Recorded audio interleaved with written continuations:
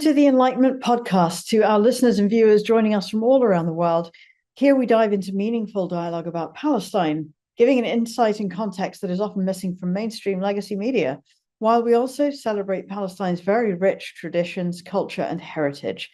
Today, we are absolutely honored to be joined by Dr. Abdel Razzaq Takriti, the leading Palestinian Oxford-trained historian who developed the concept of Scholasticide to expose Israel's systematic destruction of Palestinian knowledge, and to discuss his groundbreaking work tracing Palestinian resistance from 1908 all the way to today's genocide in Gaza. Before we begin, I want to acknowledge that this week, Israeli forces have destroyed the last functioning university building in northern Gaza. They've killed more than 3 academics, including Dr. Mahmoud Abu Daf, who was documenting war crimes, and bombed the Gaza municipality archives, which contained 150 years of Palestinian civil records, bringing the total to 12 universities completely destroyed, over 130 academics assassinated, and countless archives obliterated. These, of course, are not isolated incidents. They are part of the systematic ethnic cleansing and genocide campaigns against Palestinians that define Zionist settler colonialism. Our guest, Dr. Abdel Razzaq Takriti, is Associate Professor of History and Arab American Educational Foundation Chair of Arab Studies at Rice University. He is the principal founder of Scholars Against the War on Palestine and co-creator, along with Karma Nabulsi, of the groundbreaking Palestinian Revolution Digital Archive, and that won the 2019 MESA Education Award. So please welcome to the podcast, Dr. Abdel Razzaq Takriti. Ahlan, and welcome. Abid, you come from a Palestinian refugee family. Can you tell us about your family's displacement story, when and how they were forced from Palestine, and also growing up hearing the Nakba stories and how it shaped your understanding of history and justice? Yes, so I want to talk a little bit first about the category of refugee because it's very important for people to talk about this. Most of the time, there is this understanding, including in Palestinian circles as well, that the word refugee is an economic word. It refers to describing somebody's economic status, their condition. We think of it as somebody living in a refugee camp, etc. That was not an experience of my family.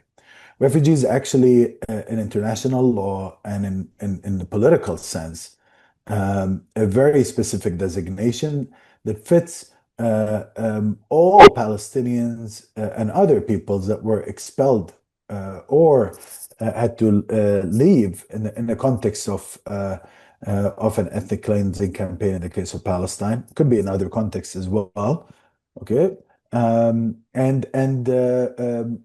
for whatever reason, they could not go back. In our case, the reason is the state of Israel would not allow them to go back. So, by this definition, the majority of the Palestinian people are refugees, actually.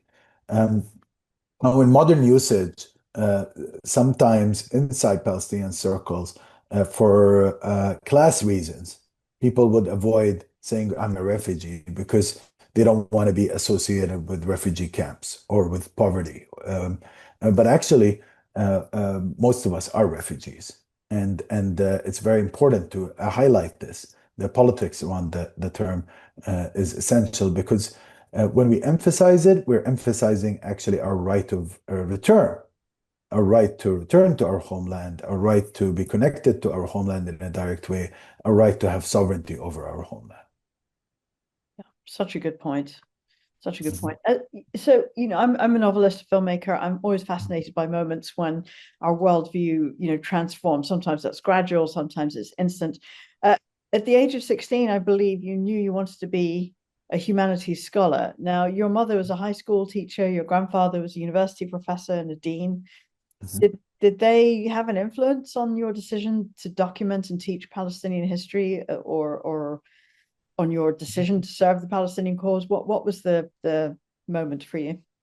I think when you have this kind of academic family committed to teaching and learning and reading and writing, of course that helps. And I definitely got my passion for reading from my mother. She had a huge library in the house, and I remember like just going through her books and scarfing them all the time. It was very exciting for me to go through her library when I was very young, and she instilled in me this love of reading. And of course, my grandfather was the same. He was actually a scientist. His training was in agricultural biochemistry, and he was the dean of the only higher education institution in Palestine at the time, which was a Khaduri Agricultural College. So he had sciencey interests. However, he was also an avid reader, and we would always discuss what's going on in the newspaper that day. I would go bring the newspaper. We'd sit down and chat. He used to read all these Arabic subscription magazines. Also, some of the old-fashioned English stuff, like he had this subscription to all sorts of publications from the US, and we'd have chats about them. So that kind of environment where there's lots of books around, I think it's a typical story. Almost every historian you'll meet, every writer will have something similar. It helps to have books around you when you're young. But with your focus on Palestine, especially speaking the truth about Palestine, that often comes with a price, as we're finding, unfortunately, now in these sort of creeping, well, full-on fascist times. I used to call it creeping fascism, but it's there now. You earned your doctorate from Oxford St. Anthony's College, and you won the Mesa Malcolm Carr Prize and the Brismes Lee Douglas Prize. An elite Western education, amazing work. How did that prepare you for decolonizing historical narratives about Palestine? Was it helpful? Was it ironic? Did it have any drawbacks? Well, I was always like an organizer at heart, as well as being very scholarly minded, and the two are intertwined for me. They were intertwined for me. So I went to school in England at the age of 16, and I was confronted with enormous amounts of racism there in terms of what's in the curriculum, how our region is talked about, but also just in general, there was this recognition that I had that the situation in Palestine was deteriorating, but the way it was being framed outside did not allow people to understand what was going on. Because when I went to England, it was 1998. It was towards the end of the Oslo process. And there was this whole idea that there's a peace process going on, that if we talk about structural issues, the fact that one party, the Israeli state, is a colonist party, and the other is an indigenous, and the Palestinian people are the indigenous people of the land. If we talked about that, if we talked about the fact that the colonists have a great deal of power over the indigenous population. Palestinians don't have power over Israelis, but Israelis have enormous power over Palestinians. If we just think of it as just two sides bickering, then we can't understand what's going on. But when people like me would express thoughts about this or talk about it in a 16-year-old kid language, people would get very frustrated with you. They would accuse you of being an obstacle to peace, trying to, this is also where I gained a lot of consciousness around my Palestinian refugee background, because I'm like, well, there's a serious danger to our right of return at this stage, because everybody was demanding that we give up the right of return. And they were saying that unless we give up the right of return, we're not going to get a peace deal. And a peace deal is more important, actually, for these people than the rights of people or their well-being. I realized early on that what they're talking about is not peace. What they're talking about is pacification. What they're talking about is totally demobilizing the Palestinian people and allowing the Israeli state to lord over them, rule over them, and to create a situation where we're in permanent bondage. So that was, a very important influence on me. And it made me want to be a scholar. I was always, an avid reader, like I mentioned. I read a lot. I was always very interested in history, very interested in philosophy, very interested in all of these subjects, and politics. Um, and I used to read widely in them. But initially, when I was in high school, um, I thought that I was going to have a career as an economist, most likely. That was, when I first went to high school, that's what I thought is, why not make money? Um, Gradually, I lost my interest in making money, but it didn't take that long in high school. It happened in high school, actually, through these experiences. Um, and I started understanding that actually what we need is a form of scholarship that's engaged, that addresses the severe imbalance in how people are portrayed, how our narrative is told. So I wanted to be part of that. And there were several events that led me to believe that that's possible. I mean, I saw Edward Said come to the UK at the time, and he did such a fantastic job. I went to his lecture in Oxford. It was amazing. I started, encountering some of the older figures that were doing such a good job in building a narrative around Palestine at a time when there were very few voices talking about it. And it wasn't just about Palestine, it was also about the rest of the Arab world. There was so much colonization going on in different forms. In Palestine, it's a settler colonial situation. In the rest of the Arab world, it's a neo-colonial situation, and there's a form of American imperial ascendancy that was beginning to achieve total paramountcy at that time. So I was very concerned about that as well. So that is how, in some ways, it was both an interest in these subjects that led me to become an academic, but also there was this sense that something needed to be done. Now, it got combined with an organizing experience, and I can tell you more about that if you want. I would love absolutely. to hear it. Yeah.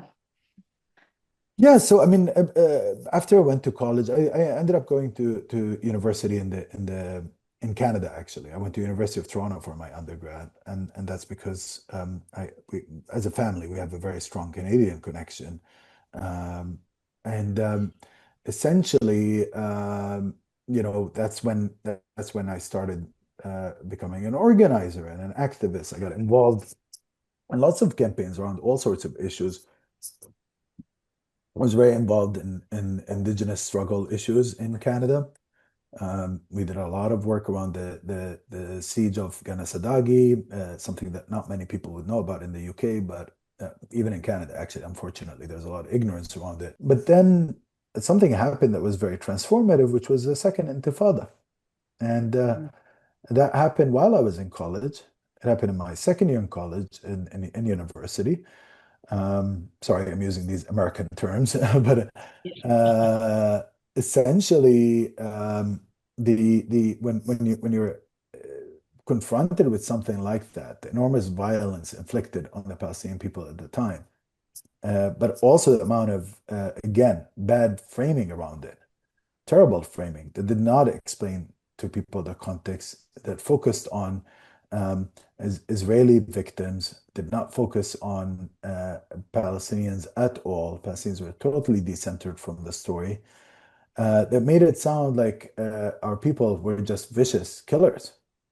And so we were no longer actually what we actually are, which is a colonized group that has very few rights, if any, and that was struggling for freedom and independence and unity and end to colonization. No, we were turned into, in these media depictions and in the general public sphere, but also in governmental, Western official governmental discourse, we were the problem because we got absorbed into this war on terror language. And that has been a problem confronting Palestinians for a very long time, even though, by the way, Zionist groups introduced terrorism into the Middle East as a whole.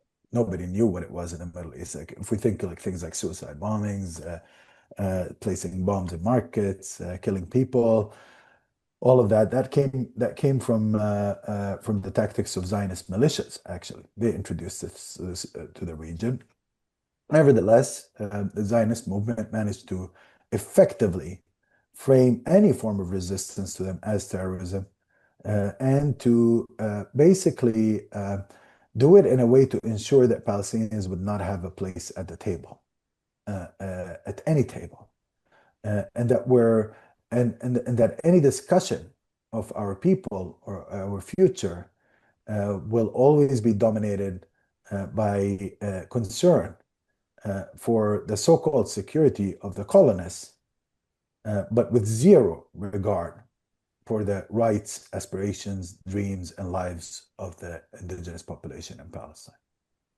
Yeah, no, absolutely. And also, thank you for bringing it up about terrorism, because that started, and very few people know that, just for the audience, in the 1920s, and then escalated to the 30s and 40s, and well before the British finally withdrew, already the terror campaigns and the massacres had been ongoing. So this is nothing new for the Palestinians, but I think it's been reframed in the West. And as you mentioned, Abed, pacification, but also pacification and subjugation is what they wanted. And I think you mentioned the Canadians, Shamim and I are also Canadian and British, but also the Americans in the 17th till the 20th century, with every president almost, they kept crushing the indigenous people until we know what we know happened. But so this is a very sort of settler colonial mindset. But just to go back to you, you identify yourself as a Palestinian patriot. Could you please talk about the Palestinian struggle against what you call Zionism, imperialism, and local reactionary forces that not many people know about? Okay, so I think it's very important here to highlight when we talk about something like Palestinian patriotism, there's first of all a difference between patriotism and nationalism. Sometimes people use the word Palestinian nationalism, they throw it around a lot. I don't think that's accurate, actually, even in terms of its translation from Arabic, because we don't generally say قومية فلسطينية in Arabic, which means Palestinian nationalism. We talk of وطنية فلسطينية, which means Palestinian patriotism. And there's a difference between the two. Nationalism, by the way, I don't think it's not legitimate in anti-colonial context. It can be very legitimate, but it also has pitfalls for the post-colonial moment after liberation that can be very problematic, as we've seen in other parts of the world. You know, the Indian subcontinent, different parts of Africa, different parts of the Arab region have all struggled with this, especially when it comes to views of minorities, etc. But patriotism is a different story.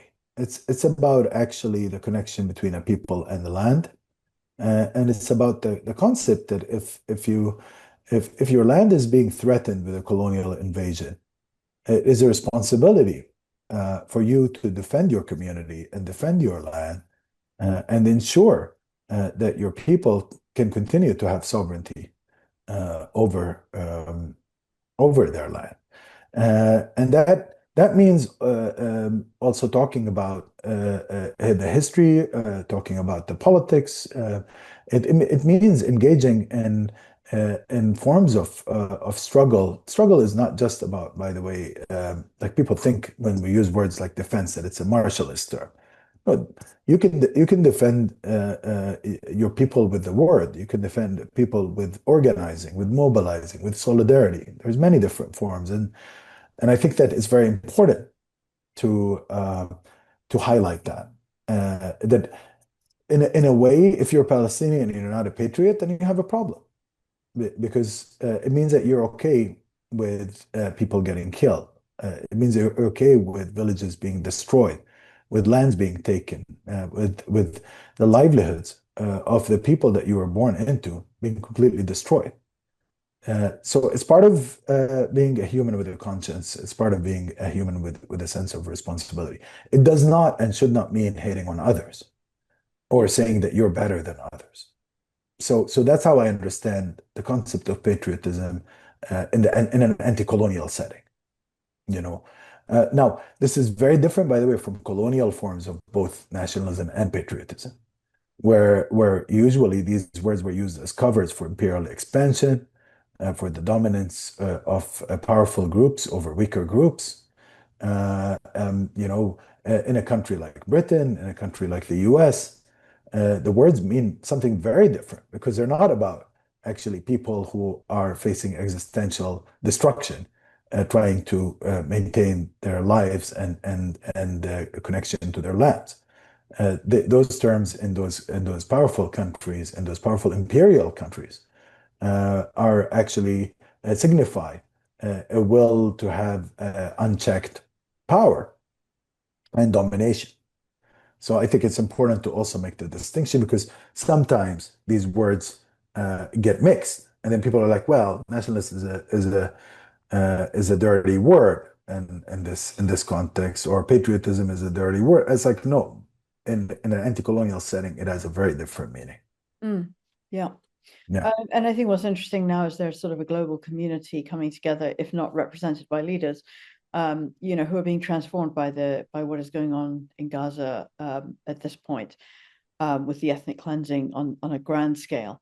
In 2017, you began working with Professor Karma Nabulsi at Oxford on the Palestinian Revolution Digital Archive. So tell us a little about this. I think you discovered hidden documents from the 1960s to the 1980s. What were they, and what can you tell us about that? Well, this journey did not start with documents per se. What it started with was actually a recognition that our people's revolutionary tradition has been completely ignored and is off limits when it comes to discussion, even in academic circles in the West. Yeah.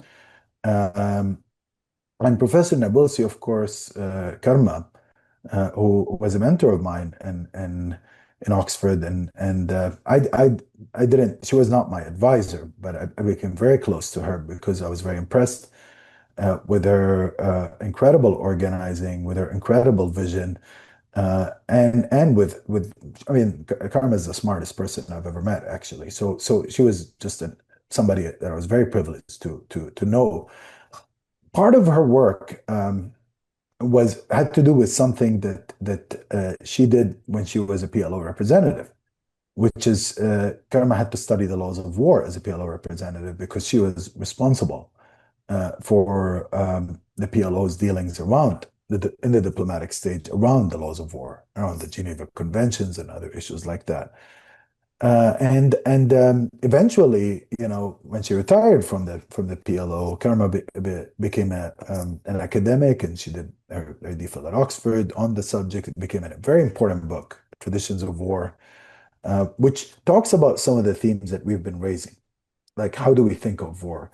How do empires think of war? They have a different tradition of it than colonized peoples, and she discusses these different traditions and their philosophical underpinnings in that book. So she knows about our struggle, our history, and she was part of it at an earlier phase.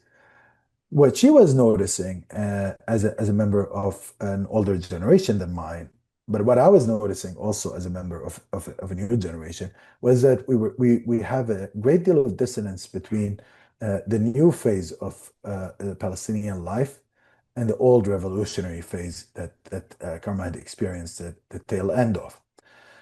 Because we had this period of the Palestinian Revolution where the people was mostly united around the national structure, the PLO, where they were highly mobilized. Almost everybody was a member of a political movement or a party, either Fatah or the PFLP or the DFLP, where the scene was mostly, in those days, it was mostly secular.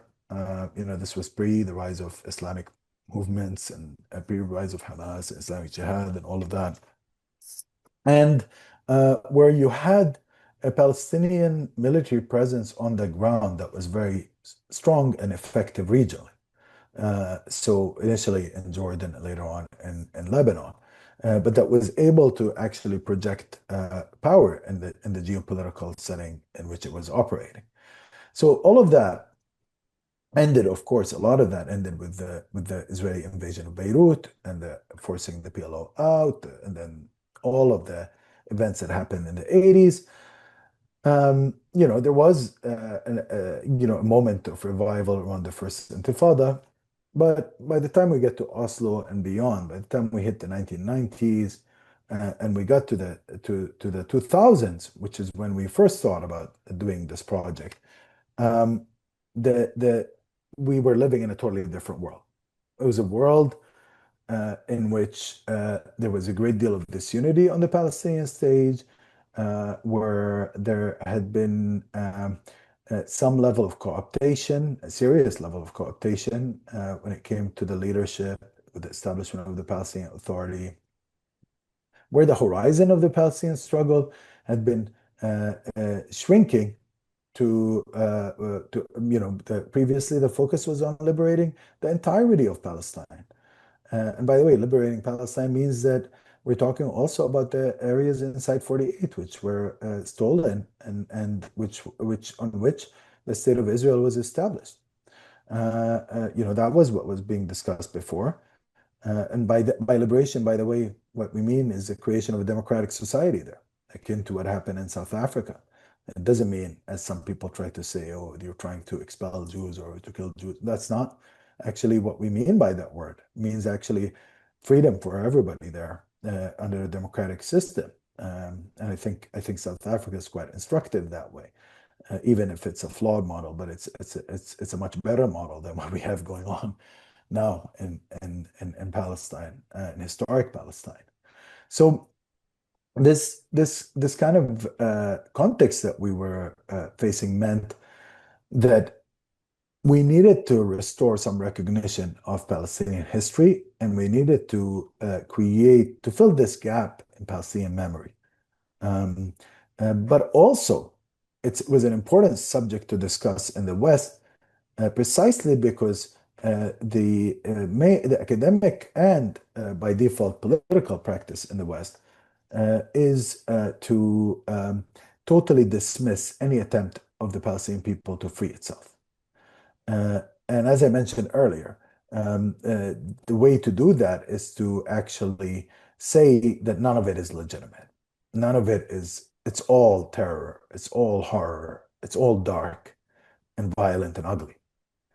And, when you talk about the revolution in a real way, when you contextualize it in the anti-colonial moment to which it had belonged, as part of a great tradition, the tradition that produced the struggles in Algeria and Vietnam and Cuba, the traditions that produced the struggles in South Africa and Namibia, the tradition of fighting a powerful settler colonial force against all odds and trying the best to instill in people a universalist horizon while fighting these forces.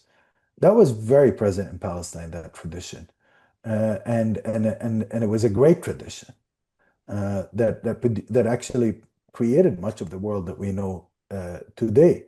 It doesn't mean that the battles are over in places like Algeria or in South Africa or elsewhere. They've had many social problems since liberation, but the end of colonialism in those regions, or at least the end of political colonial rule, was a very important step forward. I don't think people realize how horrible it is to live under colonial rule when they come and minimize the idea of liberation and they say it meant nothing. Like, no, it meant something. And they've replaced a lot of it with neocolonialism and economic dominance in most of these countries and in the world, sadly.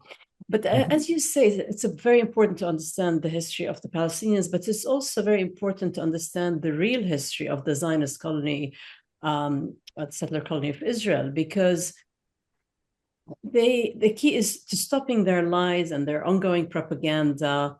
Is very important to understand the roots of their ideology. For example, my family is Christian Palestinian, my dad from Bethlehem, my mom a Nakba survivor from Jerusalem, and their lands and their homes were stolen and given to German Jews in Jerusalem, where she lived, West Jerusalem, and Haifa, where she was born.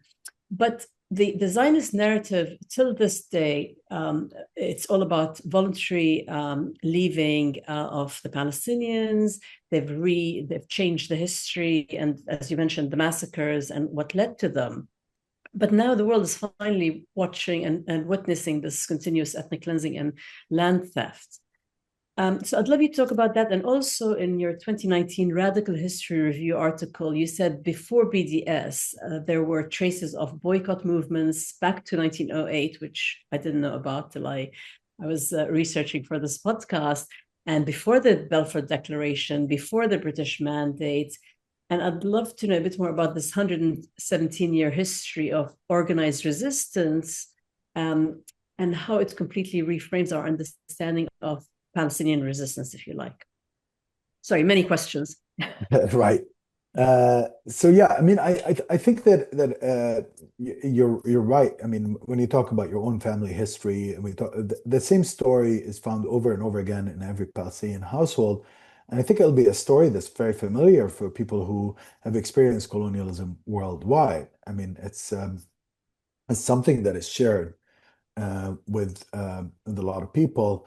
That's why I feel that we find a sense of automatic and quick solidarity in places like South Africa, in places like Algeria, places that have experienced this. They know what we're talking about, and I think it's a very special bond that we have with them. But to continue, like I think that to continue answering your question, um, we've always had a connection with the world that allowed us to innovate different modes of struggle. And I think what I was trying to say in that article around boycott, because it's an article around the history of boycotts in Palestine and the history of BDS, which is much longer than the BDS call that got launched, in the context of the post Second Intifada, situation. We had a BDS call that's in Palestine that was famously launched from Palestine, and it continues to be in effect to this day. I would encourage people to heed that call. It's very important, and to Google it if they can.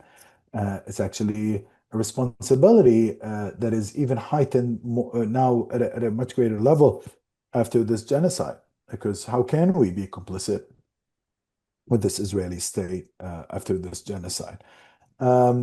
But in that article, what I showed is that, first of all, boycott in Palestine did not start around Palestinian issues. It started as a solidarity act. The first boycott call in Palestine was against the Austro-Hungarian annexation of Bosnia. So it was a solidarity act with the Bosnian population, and it was expressed in those terms. That's the earliest boycott that we had. Of course, boycott as a concept comes from Ireland. So as a practice, it came from Ireland in the context of protesting absentee landlords there. So it has a long history. It's a history that's connected to colonialism, but also to solidarity.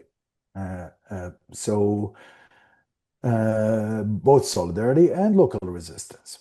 Now, in the case of Palestine, as the years went by, and as the British occupied Palestine after they did their occupation of Palestine, 1917, 1918, with the end of the First World War, the Palestinian leadership needed some kind of a strategy to deal with what's going on. And, there were attempts at creating armed struggle, but that was, those attempts were nipped in the bud.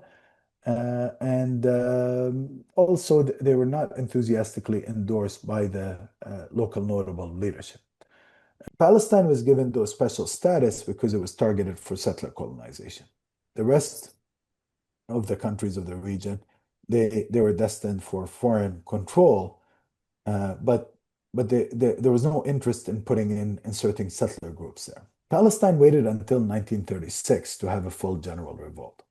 It lasted longer, the revolt there, and it was much more, it was the biggest, actually, anti-colonial revolt of the 1930s anywhere in the world. So it was a major episode. The British Empire invested thousands and thousands of troops from across the empire to go and suppress people's attempt to gain freedom there. But in my studies, I look at how for the longest time in the 1920s and up till the 1936 revolt, Palestinians adopted different strategies than open revolt. And these included boycott. That was the kind of nonviolent option. It did not work, by the way, but it did bring some results. So it can't be dismissed as ineffectual entirely. It had important results, and I document those in my studies. But at the same time, it's not this like insane strategy that people try to frame it as at the moment. It's quite amazing, by the way, when they tell you, "Oh, how dare you boycott Israel? You're being like evil and terrible for doing that." I'm like, boycott is the least that you can do when you're confronted with an evil colonial regime like the state of Israel. And literally, I use the word evil, by the way, purposively here, because a regime that is built on total disenfranchisement, control, domination over a group of people, and expecting, and at the same time claims constant victim status, and accuses anybody that tries to disrupt this domination as being racist and as being discriminatory. This is unbelievable. This kind of regime is an evil regime. Yeah. Just on a side note, we did a podcast with my cousin Anne-Marie Jasser. Her film Palestine 36, it covers what you were just talking about. It'll be out soon for everyone to see it. But it's absolutely, we're all excited about that film. I'm really and it's the same Jewish Zionist groups who were wanted as terrorists by the British and by the UN folded into the IDF and became what is known as the IDF, more like an IOF. So yeah, they brought their ideology with them, this evil ideology that you just mentioned, into what became their... Well, Britain is responsible for that because it armed the colonists and it brought the colonists to Palestine. It brought them, it armed them, it empowered them over the native population, and then at the same time as disarming the native population. If you were a colonist, you were often given guns by the British. If you were Palestinian, you were actually hanged for having a gun, or even a knife in some cases. So this is a very dark history, actually. And again, it means that we must always question these narratives of native violence, indigenous violence, and claiming that the indigenous people are the aggressors. I'm like, no. It's like these Western films, that is our context. We're constantly being accused of being aggressors when all what we're trying to do is to survive. And yes, eventually flourish and have independence and freedom. But these are honorable goals. And everybody should be celebrating them, should not be undermining them. In a normal world, by the way, entirety of the globe would have been sending volunteers to fight alongside the Palestinian people. They would have actually sent these imperial states that are giving Israeli state weapons. Should have immediately not only gone into an embargo on the Israeli state, they would have actually sent an genuine international peace corps to go and deal with the colonists, not with the native people, to force them to democratize, to end their colonialism, to accept living side by side with everybody else, to allow refugees the right of return. The only way forward is justice. Yeah. Anything that does not achieve justice is flawed, but also will create more trouble, more killing, more death in the future. Yeah, 100%. I mean, it goes against the very foundation of humanity. And I love that you use the word honorable. These are honorable pursuits, and we're not living in times when our leaders are anything like honorable, if that was ever a thing. Anyway, but talking about the resistance, you had a piece on colonial coups and the war on popular sovereignty. And in that, I think you argued that imperial power systematically crushed Arab democracy on the eve of decolonization. Can you talk about that framework to understand why Palestinian self-determination has been blocked for over a century? It seems obvious to me, but a lot of people blame Palestinians for that. Well, if you want to control and dominate a space, you need to ensure that there is no organized native presence that can challenge you. Yeah. And in the case of that specific article, it was talking about actually the use of coup d'etats, to further Anglo-American agendas in the region. At the time of transition from formal British Empire to the so-called era of independence, which is not real independence, it's a form of neocolonialism. And it's totally related to the present, because let me give you an example. We have a genocide going on now. People often wonder, why is it that not a single Arab state has actually taken real steps to stop it? There's been attempts, people pay lip service, they talk about it, they condemn, they whatever, but have they stopped the oil flow, the flow of oil? Have they done an embargo like they did in 1973? Has there been a major threat to the global economy? The only place that did anything similar to that is Yemen, okay, which is ruled by a group that is officially designated by the Arab states and by the West as a rebel group. Sometimes they call it a terrorist group. So it's actually the weakest part of the region, and the one without a formally recognized state that has done any major interventions when it came to trying to stop this genocide. And of course, they're being accused of piracy at sea, etc. Israelis can roam around the sea as much as they want, disrupt shipping, attack flotillas, attack anything. Nobody will ever call them as engaging in piracy. But of course, for poor Yemen, a small and nation that has been beset with disease and destruction, by the way, as a result of Western-backed regimes in the region attacking it. Yeah, I mean that's criminalized always. But anyways, and here, by the way, I'm not defending the Houthis or anything like that, but I'm talking about structural trends that we witness in this region. If we want to see why states in the region that are under the Western orbit do not intervene and cannot intervene, it's because there were arrangements that were created at the moment of independence that ensured that they will always be pliant and that they would operate within arrangements of clientelism. It's not a simple relationship. This is not just about like, I give you orders, you follow my orders. It's more complicated than that, because these countries came to, some of them, in the case of the Gulf, amassed massive fortunes and became important players in the global economy. However, their actual security arrangements were all dominated by these external powers. And more importantly, their individual rulers have been shown time and again that if they challenge anything related to the imperial powers and try to achieve real independence, they will be removed through coup d'etats. And that's something I document in that piece through deep historical research. And of course, what I show in that piece is that once they remove the rulers, they deny that they ever had a role in this. So I won't talk long about this, but the three coups that I was dealing with in that piece, or what I identified like what I call the wave of coups at that moment. You had a coup that took place in Sharjah against Sheikh Sultan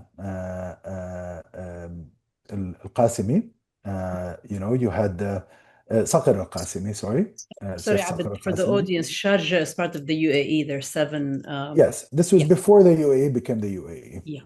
So, and it helped like actually create the modern UAE as we know it.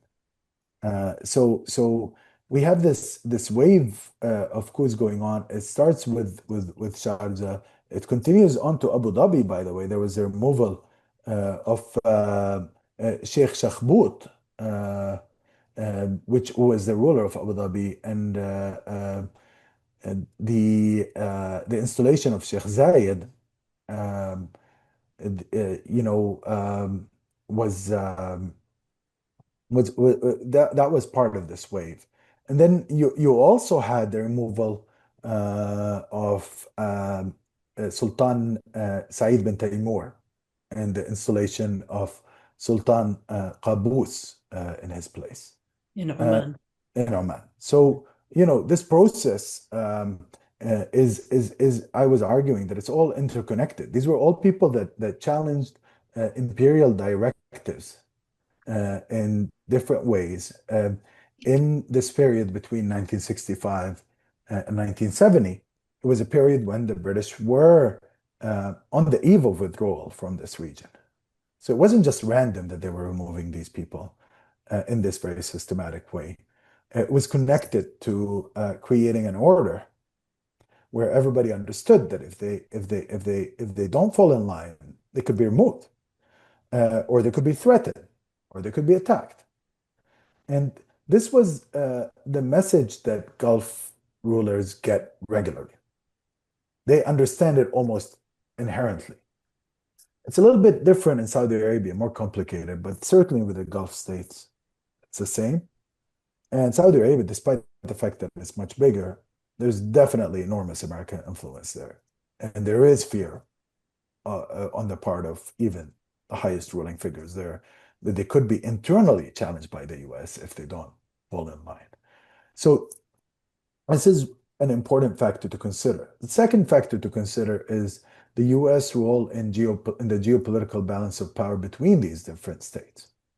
These are states that share the same region, but they might have, as a result, competing interests within the region. They might have competing ambitions. Some of them might want to dominate others. Historically, Saudi Arabia wanted to be the dominant player in the Gulf. It expected the countries in that region to follow its directives, and it was the one power in the Gulf Cooperation Council, which it played a big role in establishing. Now, in recent years, what we've been seeing is a trend of these states asserting themselves against Saudi Arabia, or if not against it, but that they were trying to achieve greater independence from it, which meant having independent relations with the US and competing over US patronage. That sense of competition means that you get to a situation where it's quite absurd, where people are begging the US to have bases in their countries. Like Qatar, they were like, please have a base in our country. We will build it for you. We'll pay for it. I think 1 billion a year they pay them. They paid enormous sums, even much more, to actually create those bases. So you have this situation where there's this competition between regional states, but also internal regional dynamics create a certain situation where you feel insecurity around your neighbors, and then you want the imperial patron to come in and protect you. That model, the British started it, but the Americans have now taken it in a new direction. And of course, Iran was used as the main kind of boogeyman in this story. But behind the scenes also, the smaller Gulf countries are always thinking about the Saudi. And they're trying to compete with US favor over that. In the old days, of course, Iraq was also a potential threat to them, but with the first and second wars against that country, it has been neutralized. So we're dealing with a very complex regional map.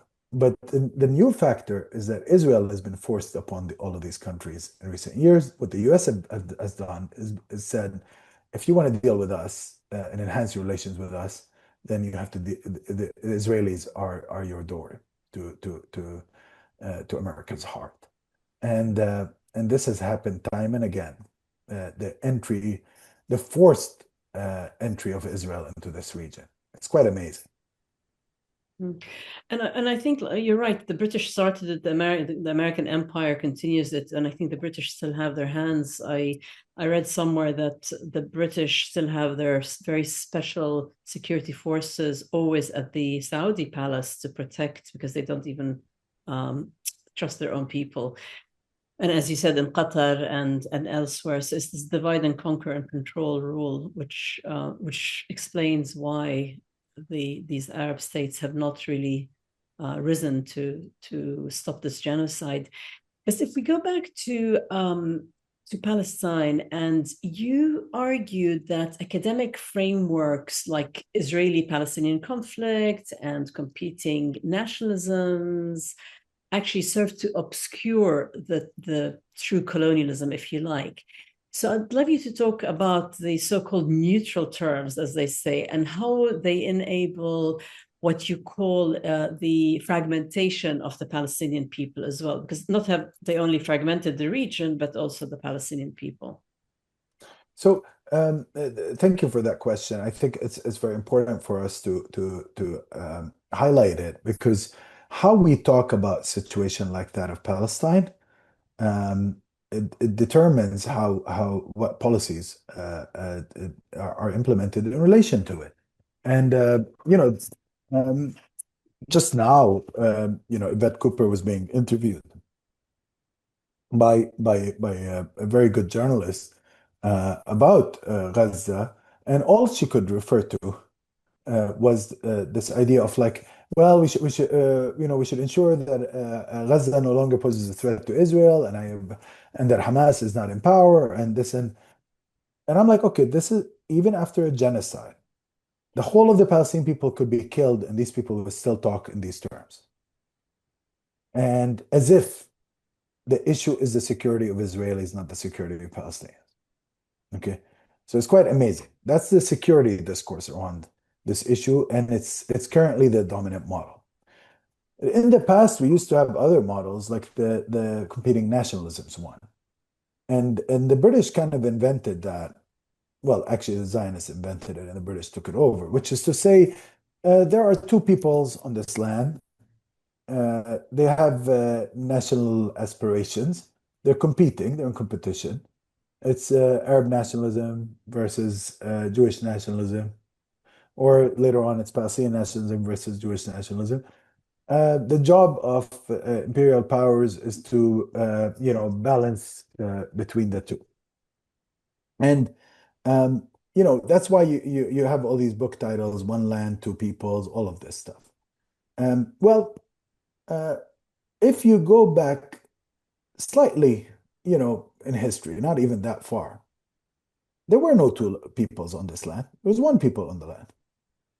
Okay, this was a predominantly Arab country, and it has been a predominantly Arab country, and I'm talking here culturally Arab. In the fullest sense, as in like in language that's spoken there is Arab, the general identification is Arab, for a very, very long time. It has been an Arab country longer than England has been England. This is what people don't realize. This is not, we're not talking here 1066. We're talking, it has been an Arab country from the 600s. And even before that, it had a long-standing Arab presence. Okay. And in addition to that, if we're going to forget about the current cultural, and ethnic makeup and linguistic makeup of the space, if you want to look at the historic heritage of it, this place has never been emptied out completely of its people until Zionism, by the way, removed large numbers in the way it did. So there's always been an accumulation of civilizations and peoples in there from Canaanite times, even before that onwards. Yeah. Yet you have this framing that pretends that there's two people on the land with competing claims. And they come and say that a family coming from Poland, like the Netanyahu's father, is Polish. He's not Middle Eastern. He doesn't look like he's from our region. He's not from our region. Okay. But somehow they've decided that they have a legitimate claim. What's their legitimate claim? Oh, in the Bible it says that there were Jews in this land like 3,000 years ago. Really? That's a legitimate claim? That it's a ridiculous claim, actually, and I'll say it honestly, and I'll stand by that statement. To come and say, oh, my grandfathers from like 3,000 years ago, and I can't even prove that they're my grandfathers genetically, and even if I did, it's ridiculous, Yeah. oh, they were living here, so therefore I have a right to come and remove the entirety of the indigenous population. So with that in It's mind, the amazing. framing that you're talking about, how much we're seeing it in the Western media. We've seen it in the Western media since it began. And now with Gaza, there's even in the middle of a genocide, there's so much complicity from the media. Can you just speak a little bit about that? Yeah, well, I mean, this is why it's important to go back to the original points, that it is ridiculous to say that this land is not for Palestinians. It is Palestinian land. Uh, the Israelis that are living there now, they lived there through conquest, colonialism, and destruction. So they came in actually as usurpers. Okay, we have to call a spade a spade. Okay, by courtesy of the Palestinian people and out of their generosity and goodness, actually, uh, and that I do believe genuinely that the Palestinian people would be okay in living with them side by side in a democratic solution. And that's a solution that I advocate. Okay. The media refuses to acknowledge the original problem. They speak of Palestinians as aggressors often. They decontextualize Palestinian violence, the indigenous violence. And nowadays, they promote these Israeli spokesperson that de-indigenize the Palestinian and indigenize the colonists. The colonist Israelis are promoted as the original inhabitants. And they'll come and use words that promote this. I'm hearing now in some of the American channels, they're using terms like Judea and Samaria, for example. They're using terms, these are terms that are designed to conquer what is left of indigenous land in Palestine, what is left of our people's land. They want us all out, basically. The Western media is complicit in that. Mm-hmm. And they don't know, yeah, sorry, they don't know their history, and they don't know that, like you said, the canonized. I mean, we're talking 15,000 years of the same indigenous people. It doesn't matter what religion. You have Muslims and Christians. We had some Palestinian Jews, maybe 3 to 4%. You had lots of other religions pre the Abrahamic religions, but it's the same people continuously for thousands It's the and same thousands. people continuously, and by the way, even if it wasn't, this whole claim that you can remove a people that has been there definitely for the past 15 centuries is insane. Like, or that a group of people from Poland and Ukraine have a right over this land that they have nothing to do with, literally. Just because I come from a Muslim background. Mecca is a very important place in Islam. Does that mean that I have a right to go there and be like, I'm gonna go settle in Mecca and take it over because it's mentioned as my holy city? How dare the Saudi authorities place visa restrictions on the Hajj, and I'm gonna go and live there as I wish.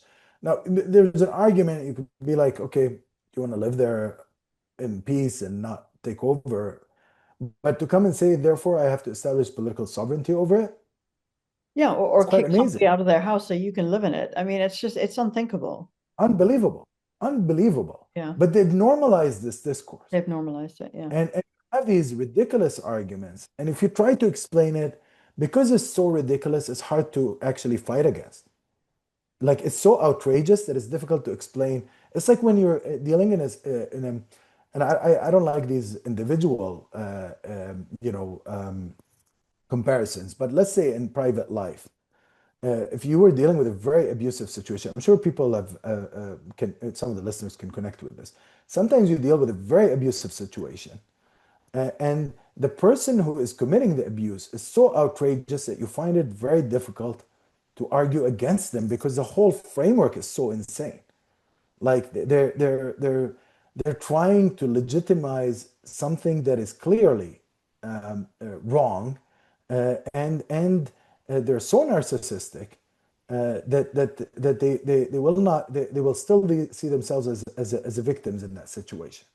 That's what the Israeli spokespeople and those in the media that actually feature them and enable them. That's what they're doing. How do you come and explain? Like they start by challenging fundamental points that are actually impossible to challenge really in good conscience, like the connection between Palestinians and their land. Well, in the Bible it says it was Jewish land. Well, yes. Also in the Bible it says that this was about a foreign group coming into the land of Canaan and conquering it. Okay, according to the Bible, the Jews come from Ur. Okay, and by the way, Arabs, according to the Bible, because supposedly, these are lineage stories that don't make any sense for any real historian, by the way. But yeah, no offense to anybody, any of the believers, but religious texts should be understood as religious texts, not as texts that inform contemporary history. So it's unbelievable, the situation we're seeing now, and it's very difficult to argue against, even though the rational arguments are all there, but they always bring you to like square one. You have to yes, I would say it's not difficult to argue against. I think it's absolutely clear as day, which is why we wanted to start this podcast to start with. But I think what it is that nobody wants to listen to it, and so they will put the hasbara, they will put any spin on it, as you said, and we'll talk about religion. It's nothing to do with religion. There was a drive for colonization. What I meant by difficult, Shamim, is that I didn't mean that it's not logically possible to answer it, which of course, it's so illogical that it's the easiest thing to answer.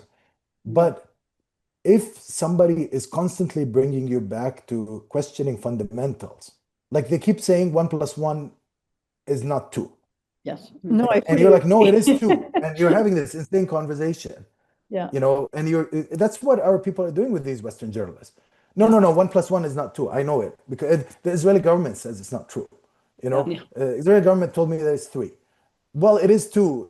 I don't care what the Israeli government is saying. And you end up, this is basically the ongoing conversation that we're having. It's like, this hospital got bombed. Well, the Israeli government says they didn't bomb it, the Palestinians did it. Why would we bomb our own people?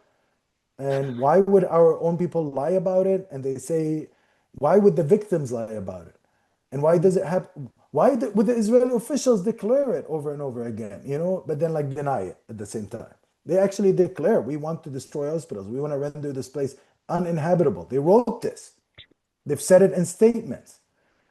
It's unbelievable. It's unbelievable. Absolutely. And they try to complicate it to make so people give up at the end.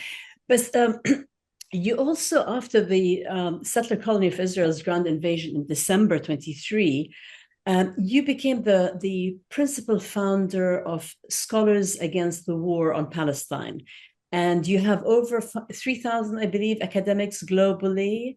I'd love you to talk about this for our audience and the importance of collective action, and talk about your project in general, and also what have you achieved so far and where do you hope to go with it? Well, first, I wouldn't call myself the principal founder.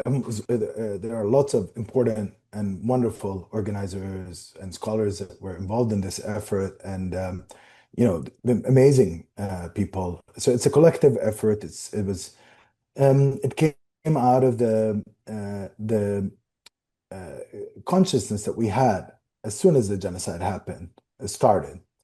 That we need a global response, and we need the global academic community to act, because there's a very specific targeting of universities in the higher education sector, which is our sector, alongside everything else, by the way. So I think it's very important for all of us here, all of the listeners to this podcast, but also everywhere in the world, to each operate and organize within our sectors to fight against the genocide.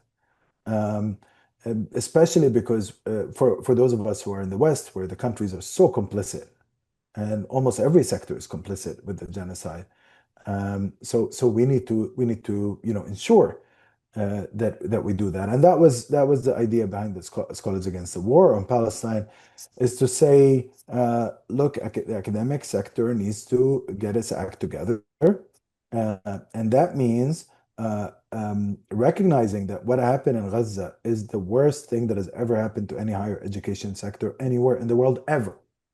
Because, and I'm saying this as a historian, there's never been a situation under any invasion or occupation where every single existing university was destroyed purposively in front of the cameras of the world in this way. Yeah. Never. Sometimes you get a university gets attacked, the university gets taken over, but the systematic destruction of like 12 institutions of higher learning, all the institutions in the place, all the archives, all the libraries, all the dormitories, all the cafeterias, targeting from the very beginning of the invasion, three of the university presidents, like in a targeted way, many of the administrators, a host of faculty, and hundreds and hundreds of students. And now we're talking the thousands. Yeah. This is not to mention the high schools and the primary schools and the just talking higher education here.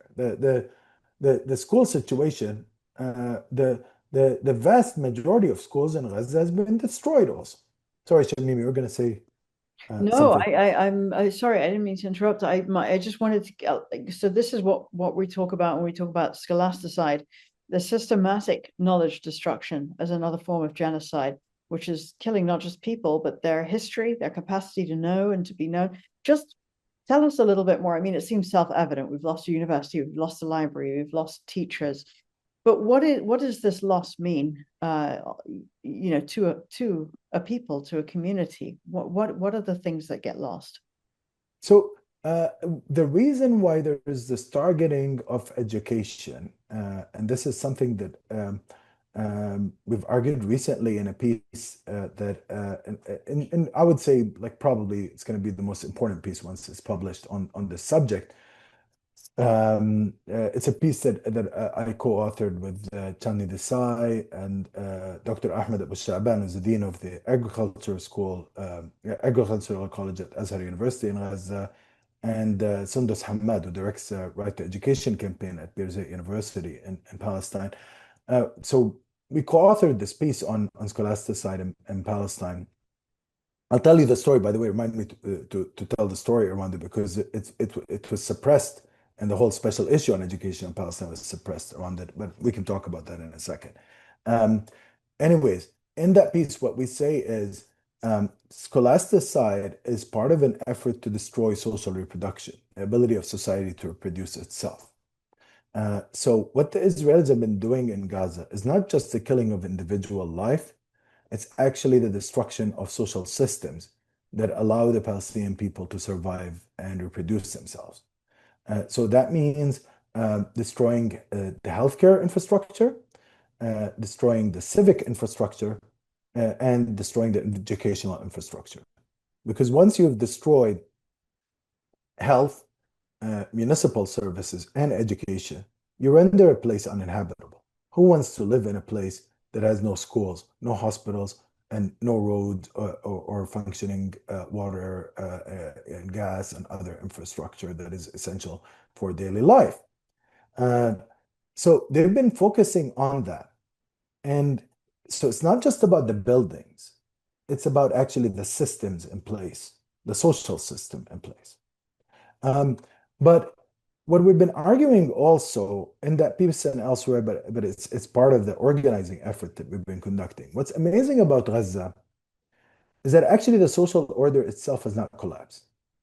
There are other parts of the world where you've had situations where, let's say, hunger and economic scarcity has produced a breakdown in social relations, and people end up engaging in mass crime, theft, looting, all of that.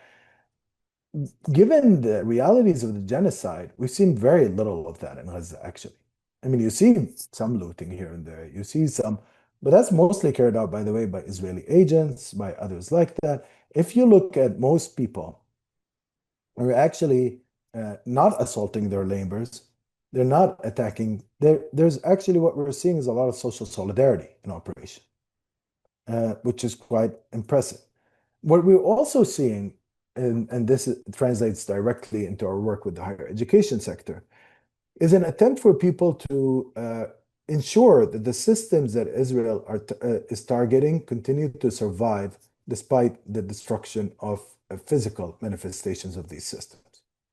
So in the case of the universities, for example, the Gaza academics have launched a statement. They published it in Jazeera English, last year, actually. They've been talking about this since 2024. They published a statement saying, yes, they've destroyed our buildings, but our people are still there. The administrators are there, the faculty are there, the students are there.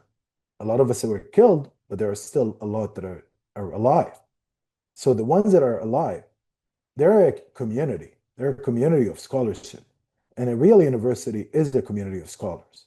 It's not a set of buildings. It's not just concrete. It's people being connected together in this journey for knowledge and the production of knowledge and the dissemination of knowledge. So that's something that Gaza academics have insisted upon.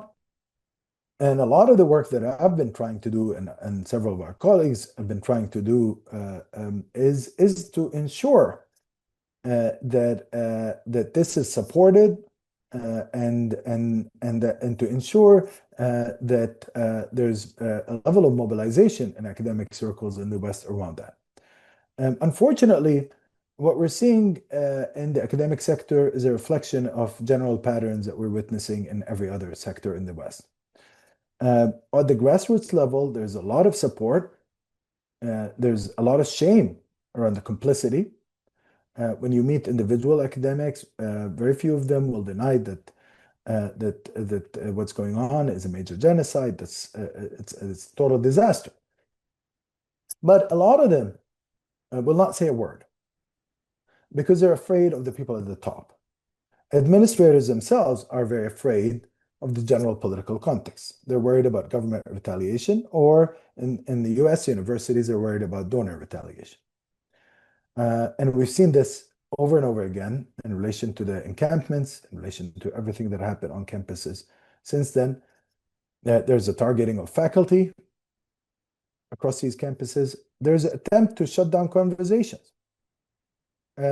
Including, by the way, I told you I was going to mention this before, the article that we wrote on Scholasticide, which will be published now in Curriculum Inquiry, a very distinguished journal in education. That was originally commissioned by Harvard Education Review as part of a special issue on education in Palestine. And Harvard University then suppressed the publication of that, prevented it, of that special issue in the Harvard Education Review.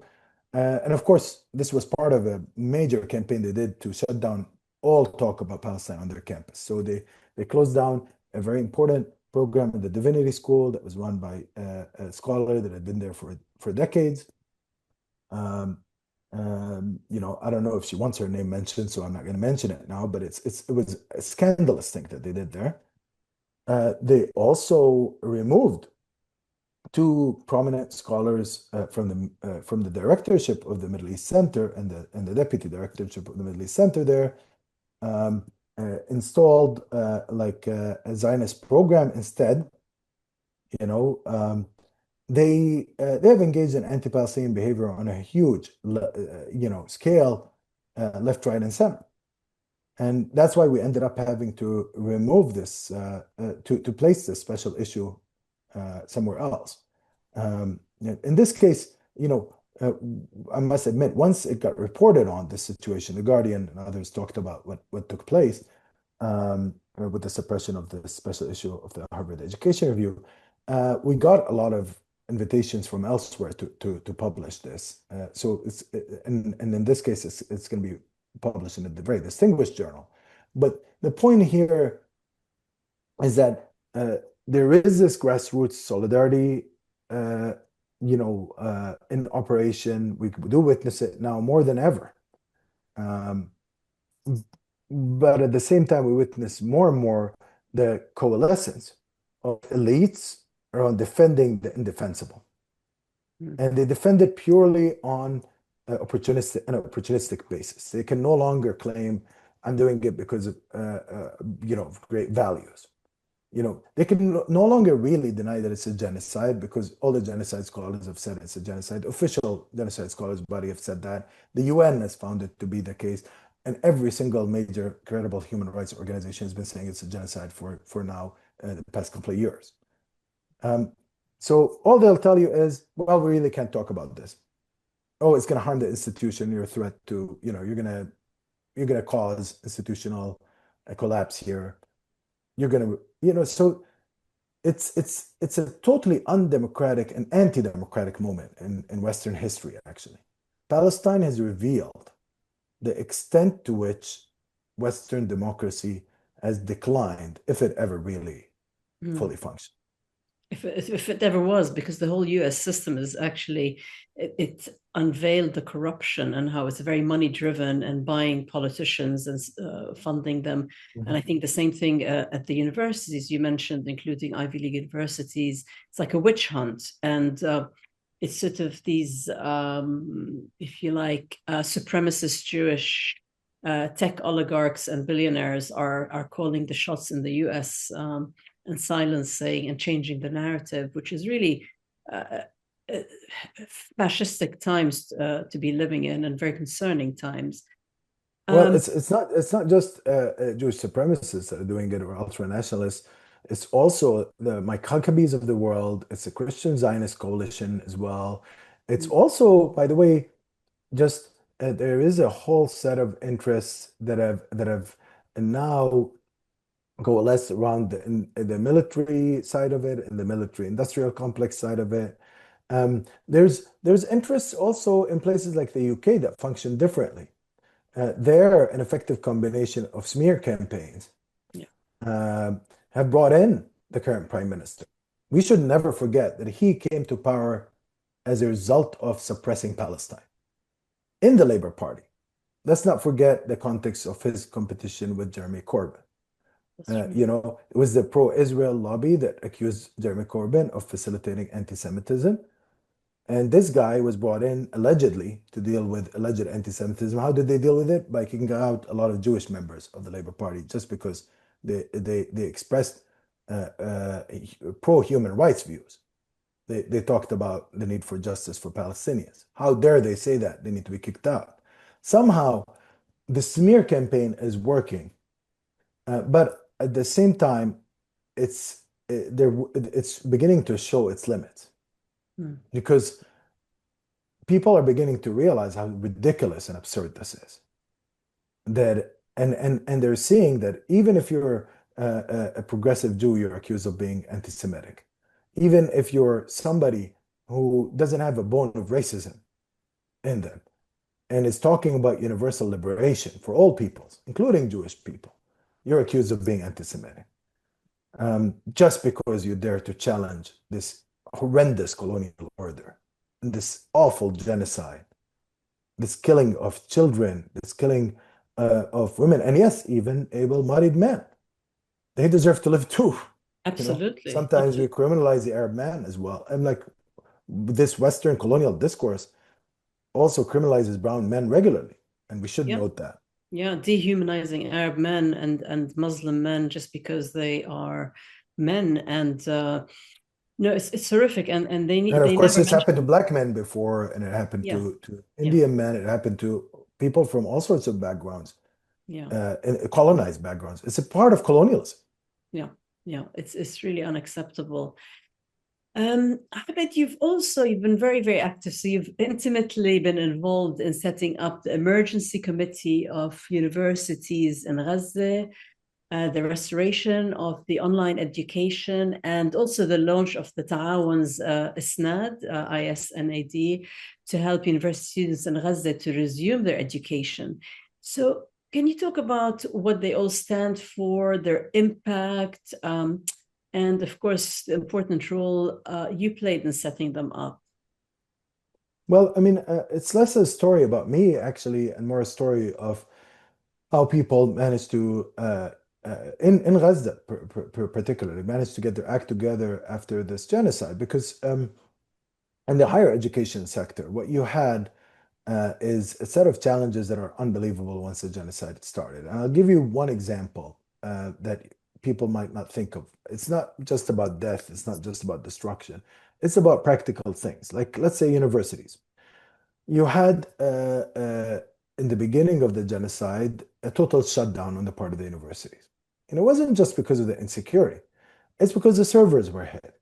If you hit the servers of a university, you lose the student records, you lose the faculty records, you lose everything. Okay, so it took a while to restore the servers. That was a struggle. It took a while to even for people to know where they're going to end up. Initially, when the Egyptian border was still open for certain cases, and where people could potentially find ways of exiting, some people did. There were some academics that left. There were also initially a lot of academics that went through internal displacement, and they were still recovering from that shock. And certainly students, everybody was displaced. So the adjustment to realities of life meant that the educational process could not proceed as it was planned. Now, there was a group of people that thought in Gaza that, look, during COVID, we were able to do online education. So why can't we do that now? And this was a question that I was one of the people that was privy to the discussions around it at the time, and I can say I was involved in them, but there were very important figures that in the Gaza educational scene that really focused their energies on that, and especially like I'd like to hear focus on the figure of Dr. Ahmed Abu Sha'ban. I hope you will host him, by the way, one day to talk about the situation, because he's incredible. He's a visionary, and he's done enormous amounts of work as a dean of agriculture and veterinary medicine at Azhar University. But I credit him with bringing back actually higher education to Gaza during this genocide.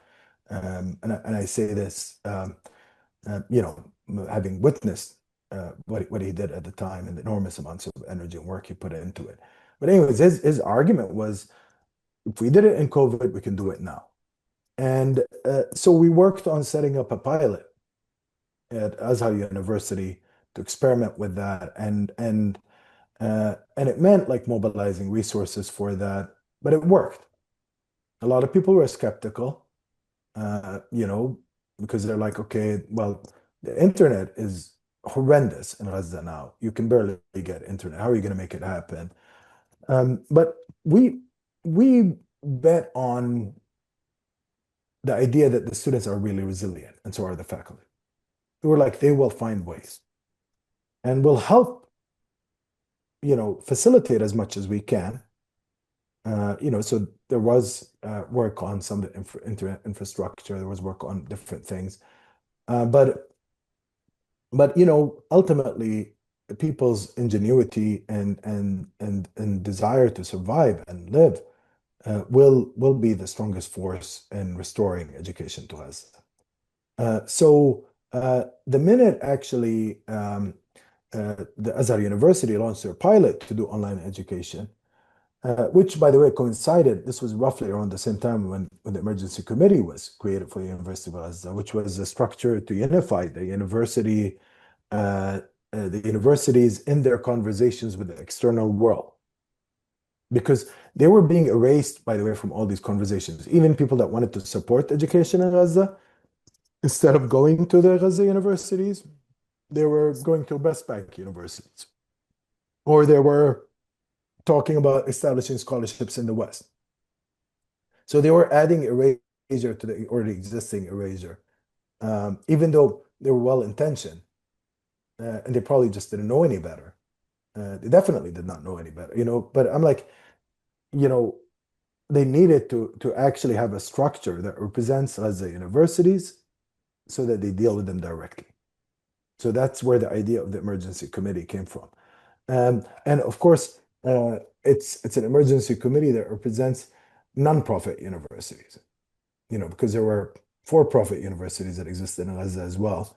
But if we're going to marshal resources from across the world, it should be for a non-profit cause. It should not be for shareholders or anything like that. So, of course, this represents the three big non-profit institutions, which were the Islamic University of Gaza, the oldest and most, the most famous of the universities there, Azhar University in Gaza, and Aqsa University, as well as their affiliated colleges.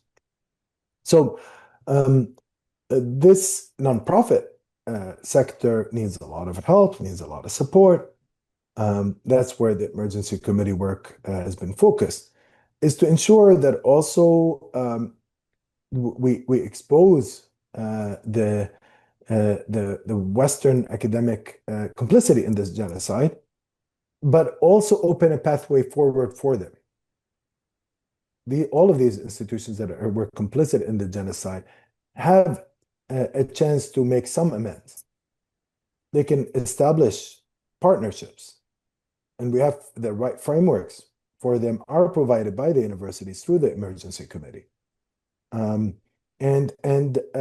There's a way of creating effective partnerships to create effective support, but it has to be negotiated with the Palestinian universities on their own terms. It can't be imposed on them in a colonial way, and it has to be for their own benefit. Yeah.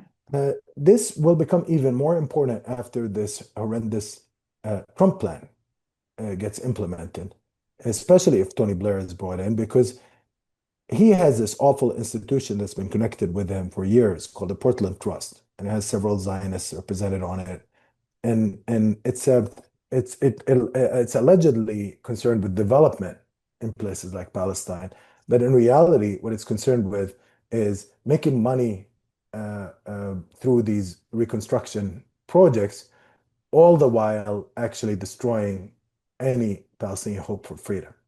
So they're floating around the idea of a new university in Gaza.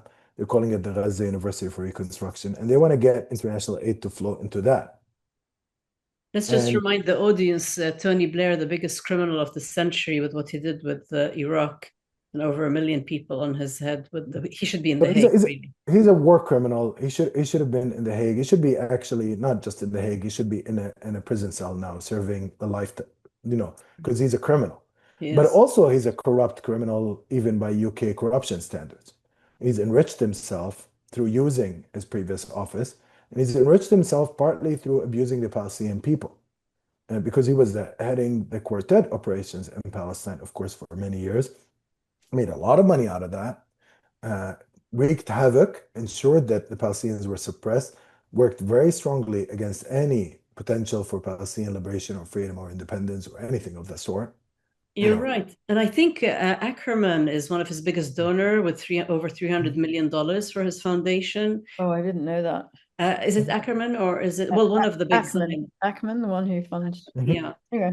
Well, they're all in cahoots together, including the digital ID that he's trying to introduce in the UK using Zionist backend to basically use all the technology to start controlling people even more. He created a trend of democratization on a grand scale. He corrupted British politics as well, because the thing is, and it is connected to the Iraq war, because that was an unpopular war in this country. The majority of the population were against it. They went on massive demonstrations against it across the UK, and the largest demonstration in recorded history up until the Gaza demonstration started appearing were around the Iraq war, of course. And you know what they said? We don't care. He was like, I don't care what anybody says. I'm going to do this. And he comes in speaking with the zeal of somebody who's very confident and with this moral haughtiness and arrogance. So yes, Tony Blair corrupted British politics in a major way. And he was part of a wave of corrupting Western politics as a whole. I'm not saying that Western politics was ever any good, but these people took it to the next level. Internally, it caused a lot of damage to it. So they've even disenfranchised effectively, groups of people that had secure democratic rights previously. Even privileged Britons now can no longer really enjoy those rights fully Because if you're opposed to these war agendas, if you're opposed to genocide, if you're opposed to giving a blank check to Israel, if you're opposed to total subservience to the US, these people will prevent you from operating. Tony Blair played a key role in that. He had the same effect that Bill Clinton had in the US. Yeah. They also had an effect in destroying the left by leading these kind of big center-left parties, but again, inserting into them what was effectively an extreme right-wing agenda, because they never contested anti-immigrant logic. They promoted that in many ways, actually, but behind the scenes. They promoted war and imperialism and used these party platforms under the banner of the new military humanism. So they did a lot of damage through that. And of course, they inserted the Israel agenda even further into the operations of these governments. So it gets worse and worse with these people. And now he'll make a lot of money out of this. It'll be using Gulfi money to fund him and his buddy Trump and Netanyahu, by the way, because he's friends with Netanyahu, very close friends. And he's also offering Trump essentially reconstruction projects. Yeah. So there is a personal corruption agenda that's added to the horrific colonialist genocidal agenda. Yeah. And when you see it, you just feel like this is sick, actually sick. When we think of Hind Rajab, who was killed the way she was killed, when we think of that poor boy with serious mental health challenges that was eaten alive by dogs, trained to eat Palestinians, when we think of all these horrors that were inflicted, the tens of thousands that were murdered, and the hundreds of thousands that were injured, and the hundreds of thousands that have died from starvation, then out of a population of 2.3 million, and now these people will come in and make money out of that, having facilitated all of this. It's sick. Yeah. No, Ash Sarkar of Novara Media, they asked her why Tony Blair was doing this, and she said because Satan was unavailable. So I think that's right. Probably the best answer. Moving away from these awful people, on Democracy Now!'s May 15th broadcast, you corrected this historical record about the Nakba. I just want to go back to that because the common number is 700,000, 750,000, and you said at least 900,000 Palestinians were expelled. And you declared that the Nakba is continuing and we have to stop it right now. Can you talk about this first of all, this number, but also how does recognizing the continuity, this constant Nakba that has been taking place and is still taking place, how does that change the way we respond to things? Well, I mean, the numbers situation is actually very important because what people do mostly when they talk about numbers is they Google and they're like, oh, it's 750 to 900,000, or they say it's 700,000, and it's almost like they play a game where they're like, oh, this sounds about right to me. And I'm like, okay, and why are you using this number? Oh, because Benny Morris used it. Well, Benny Morris is a Nakba denialist because he undercounts, and because he erases the experiences of many villages, and because he justifies a Nakba, and because he distorts what were the reasons behind it. So for a while, there were people that were celebrating this particular type of historical scholarship that came out of the Israeli Academy in the 80s because it recognized that Israeli forces did expel people from villages. Okay, which is good. I'm glad some Israeli historian admitted that they saw documents that proved that. Okay, but the problem with this overall logic is that actually he was constantly denying that it's systematic, but also he was promoting undercounting. So it became very common to refer to his study as a source for numbers. When you look at actual UN documents from the time, they're speaking of 900,000 to a million. Okay, and it's I take their figures, okay, And actually, by the time we get to the earlier reporting, the first report that came out of the establishment of UNRWA spoke of 1 million by then, Palestine refugees. So this is, I think, very important. It's not just about like general numbers or we're just throwing figures around. We have to go back to the original sources, and we can't be promoting this kind of undercounting that Benny Morris was engaging in. And we should expose this. Actually, people often have these numbers conversations to try to minimize the pain that was inflicted on people. I knew Zionist scholars that would come and teach at universities in the West, including somebody who used to teach in my own university now. And her courses on the Middle East, I got told this by a student. She used to say, she used to throw a number of 500,000 even. She decided, even though, by the way, she was a medievalist, she didn't know anything about the history of this region, the contemporary history. But I don't know why she was teaching this. And she's like, well, that's a small number in the greater scheme of things. And I'm like, okay, first of all, you've undercounted it. Secondly, it's out of a population of 1.3 million at the time, 1.3, 1.4 million. That's nothing. That's a small population.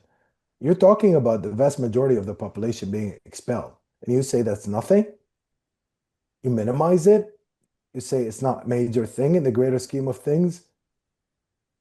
It was the biggest refugee problem in history at the time when it happened, in percentage terms.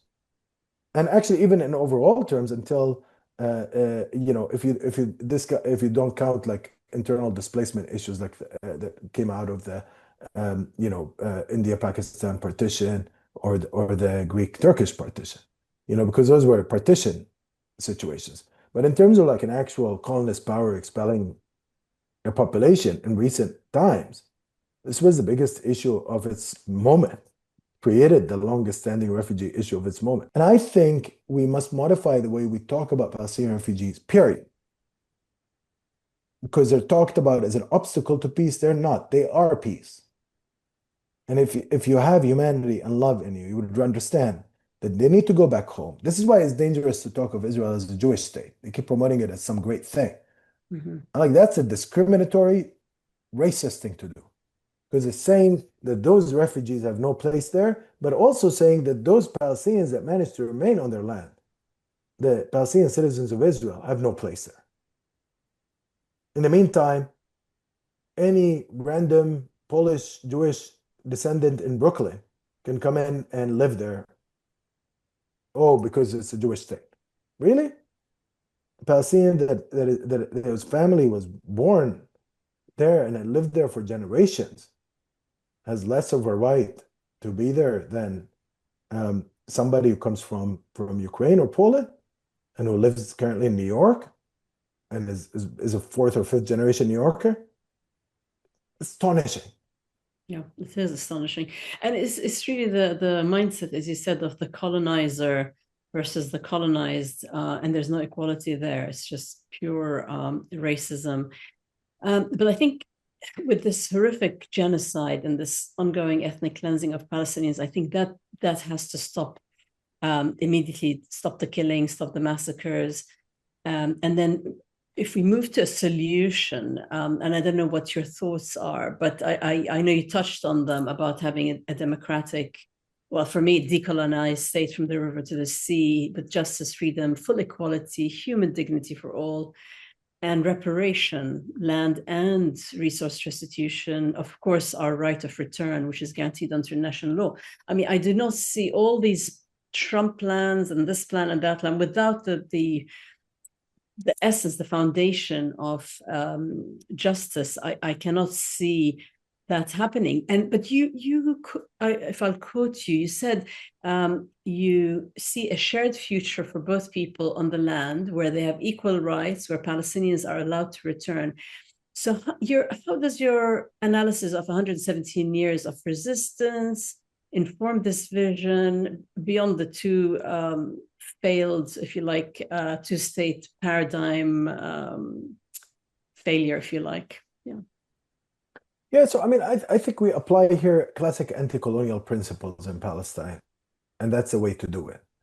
And I'll tell you one observation. Colonized peoples are way more generous than colonists, and historically. So despite all the false and fake news around this, if you look at places like South Africa, you know, the black population has been very generous to the white population there, which has lorded over the black population, expropriated its lands, continues, by the way, now to control the vastest amount of territory there, you know. And still people were like, okay, we're willing to live side by side with you. It's quite incredible. I think actually Palestinians, including you, Hanan, and including almost everybody I know, will say, okay, despite all the horrors that have been committed by this evil Israeli state and by the colonists who have created it, which means the Israeli population predominantly, by the way, the vast majority of them have supported the genocide of our people consistently in polling. Yeah. Never listen to this bullshit they say, and I'm sorry to use these terms on your podcast. They say in Western media about like, well, Israelis are opposed to the Netanyahu government. They do demonstrations. Like, that's a small percent. The overwhelming majority of the population are pro-genocide. Yeah. They are pro the destruction of the Palestinian people. Nevertheless, we're saying that, like our sisters and brothers in South Africa, like our sisters and brothers in other parts of the world, including even Algeria, by the way, where people are saying, oh, well, look at the poor French, they had to leave. I'm like, they didn't have to leave. Actually, if FLN never forced them to leave. The Pieds Noirs left by their own choice because they did not want to live with the native population. They saw them as inferior. They couldn't handle the thought. Okay? But we can handle the thought. We don't think that Jews are inferior to Palestinians. We think that that we could have a shared future. There would be a lot of work that would have to go into it. I don't know how the current. But do you think many? To me, it's like 80% of Israelis want the genocide to finish off every Palestinian. So you could say there's a difference between having a shared future with Jewish people and Jewish as a religion or any other people. And with Zionists who believe that Palestinians should be wiped out. So is there really a possibility with the current population? Because the population of Israel by its nature is a settler colonial population. They're not going to choose it. They want the land. They're not going to choose justice. Okay? No, because they're not. they live off the fruits of injustice. Yeah. No dominant group ever chooses justice. The Pieds Noirs did not choose the victory of the Algerian Revolution. The Afrikaans in South Africa did not choose the victory of the anti-apartheid movement, by the way. And now some of them pretend that they did. They'll tell you, oh, I was part of the movement, whatever. Well, I have good friends, including my dear friend Ronnie Casserols, who was, by the way, one of the few whites that fought in the South African struggle initially. And of course, is a hero of the South African struggle. And he happens to be Jewish, by the way, an anti-Zionist Jew. That's how we met, because he's done a lot of good work on Palestine in South Africa. But look, this person who established military intelligence for the ANC and did all sorts of incredible work in the South African Revolution, he will tell you that you could put all the South African whites that were active in the struggle inside one telephone booth in that period. It was him and Joe Slavo, basically, and a couple others. That's it. It was like a very small circle of people. The vast majority were completely complicit. Now, with time, you started having a better solidarity movement, and you started having more South African whites come in. As we're seeing now with Israelis, there is a growth, limited growth in opposition or in understanding around this issue. It will never be, by the way, the general population. It will have to be forced upon them by the whole world. Yeah. Okay. This is why boycott is so important, by the way. People have to feel it. The Israeli filmmakers now have started to feel it, by the way. That's why right after that boycott letter, they did a symbolic act, which is actually a fake one, but of giving an award to a joint Israeli-Palestinian production about a Palestinian child, and saying and coming in with end of war kind of t-shirts. I'm like, yeah, you spent 2 years saying nothing, but after you get a boycott against you, that's when you start acting. After you get this letter with 4,000 filmmakers from across the world.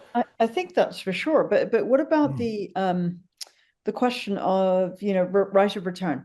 All the Palestinians who deserve to come back and get back their houses and their lands. I don't. I mean, I'm not saying you should just throw out everybody now and start over, but I'm just saying I think it's unlikely that I guess as long as it's a single state where with everybody having equal rights and full right of return, then there's a starting point. Yeah, the land can fit Palestinians and Israeli Jews. It's a high density area, but there are other high density countries across the world, and the issue is not space. The issue is actually mindset. And what I'm trying to say is, as Palestinians, we have to keep our side of the street clean. We can't be too concerned with the racism and ugliness of the other side. Now, some people might call me a romantic and a dreamer for that, but what I'm saying actually, you know what? That is the actual anti-colonial classic principle. Yeah. Because you have to be consistent in your commitment to justice when you're waging a struggle for justice.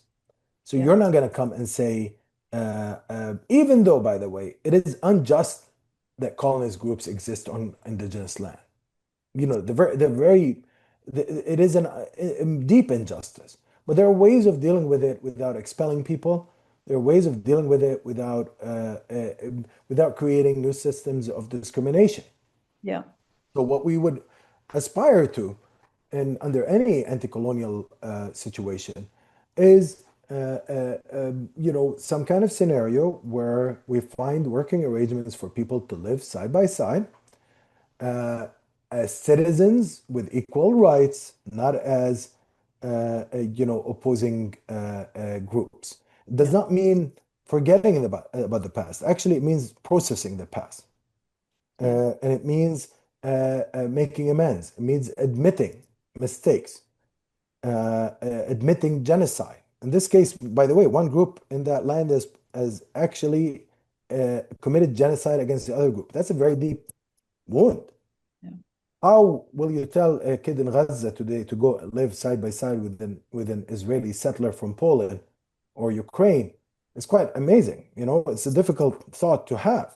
Somebody who tried to eradicate him might have But the killed. principle is, that you shouldn't kind of sink to the level, and you try to maintain those principles. Exactly, and I'm inspired by the experiences of other indigenous peoples in relation to that. Like I'm inspired by the experiences of indigenous peoples in the Americas today who are saying, "Look, we just want you to understand that you came here based on plunder and pillage, and this plunder and pillage has to stop through land back programs, through ensuring the protection of existing native resources, but also expanding native sovereignty and ability to exercise that sovereignty. So all of this is very important. But they're not saying we want you all dead or we want you all expelled, or they would be right to say that. By the way, I wouldn't. It would be justifiable, but it's not. It would be justifiable if people had those thoughts, but at the same time, actually, what we're dealing with is a struggle for justice, and I think this is why colonized peoples are always more generous than colonists, because it comes out of actually having been involved in a struggle for justice. And the only instances where you get the situation in anti-colonial history, where it becomes like where it signals the end of colonists' lives personally, is in situations where they've overplayed their hands so much that they've left the native population no other option. So, in general, the colonist populations deal with these situations based on their structural position, and colonized populations deal with them based on their structural position. The structural position of the colonized demands appeal to higher morals, the morals of justice and universal liberation. Fantastic. And I think we should stick to those in Palestine. I think that's a lovely note to end on. I fear we've kept you very long, but I did want to mention before I wrap up that you have a podcast series called Thara. Excuse my horrible. Right, it's like 40 hours of like recording, endless. You're not selling it. You're not selling it, but it's a very good podcast. Please, I encourage our listeners to have a look at that. That means revolution in Arabic, and it traces the Arab revolutionary movements across decades from almost a century, I think. Yeah, that was through the efforts of Daniel Denver, who runs the Dig podcast, of course, which is Jacobin Magazine's podcast.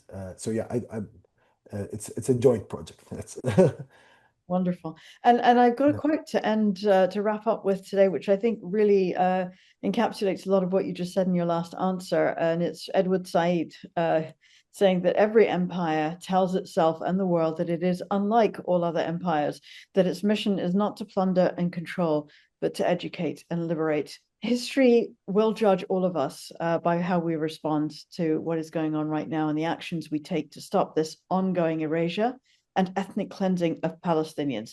It's an intentional Israeli man-made starvation and bombings and a barbaric live stream genocide. It is our collective responsibility to speak out and act against injustice. So if you enjoyed today's episode, please take a moment to just press the like button, to share it with even just a few people you think might benefit from hearing this, and subscribe, because your engagement really helps us to amplify voices grounded in humanism, justice, and truth. Abid, thank you again for your moral courage, your revolutionary scholarship, and for proving that documenting genocide while fighting to stop it is really the highest form of historical practice. Thank you, Shamim, and thank you, Hanan. I appreciate you both so much, and I'm honored to appear on your podcast. It's our pleasure. Shukran. Thank you also, Abid, for also preserving the Palestinian memory against those who want to destroy and erase it, and for showing us that knowledge itself is a form of resistance. So thank you for today. And as I wrap, I just want to say that stories and representation matter. Stay informed, stay engaged, speak up, and most importantly, take action for justice for Palestine. Our collective voice is making a change. So in solidarity and with appreciation, see you next time. And shukran again, and thank you for joining us, Abid. Thank you. Have a beautiful, beautiful day.